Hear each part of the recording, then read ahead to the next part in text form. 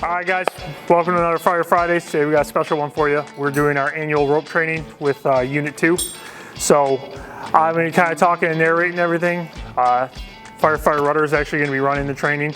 I'll go through what we're talking about. So we're going to be doing our annual ropes, and then we're going to be taking our tower out, and we're going to be doing some tower exercises with it. Hope you enjoy. Thanks.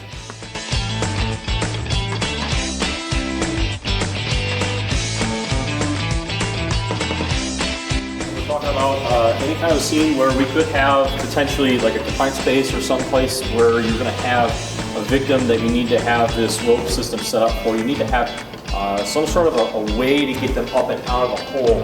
What's the easiest way that we can help somebody if they're in a hole and they have a harness? The reaction. For every force that you apply, there's going to be an opposite force. So if we're pulling from over here, what are we going to expect this thing to do? Topple over, right? If we pull more towards the center, we're pulling, keeping that within the footprint of the triangle of this thing to be able to pull them up.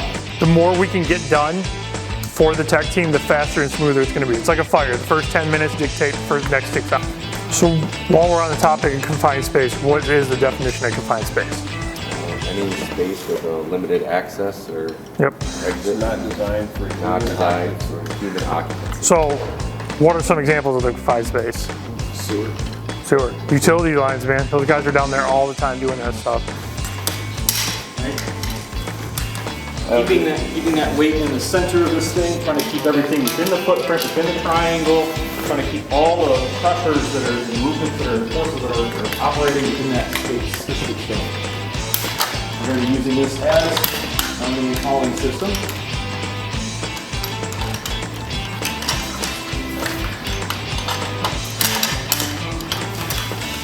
Again, making sure that when we put this thing in here, we put it so that when if it moves, it screws into a closed position as opposed to screwing into an open position, just in case.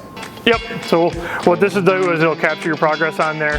When you pull up, these will click, hit that, and you'll be there. So you can reset when you need to, and your personnel will have to do the reset there. What we're doing right now is we're having guys try on their harnesses. So when we do anything on rope, we're always going to have a harness on. If anybody's going over the edge of a building, going in a hole, they're going to have a harness so we have control of them. So guys are actually going to, at the top of the hole or top of the rope, are actually going to be lowering these guys down. Okay, now watch this. Pull up. It's not that hard. So if we were doing a one-to-one, it would have been a lot harder. So you might mind in that prosecutor. So, all right. Downward. It'll go up by itself, push it downward to catch it. See? Gotcha. There we go. It's a brake. Brake. It's basically a brake fall arrest. So if you start falling, this will grab the rope, protect you guys. So this one pops out to another, I think, 2 feet. So it's a shock absorber. So when the rope stops, this will just kind of bungee you and check your fall. So if we need to, we can use this truck as an anchor. So if we can't find something we need or anything else, we can use this truck. There are multiple points on this. So, Stokes basket. So we have all we need in here to do the lashings if we need to with the webbings and everything. So it's gonna go out. So if you look, this one's an extra like 3 or 4 inches out. So that's gonna go out. That way it's not impeding on you into the bucket. Where's most of our weight on our body? Torso and up, right?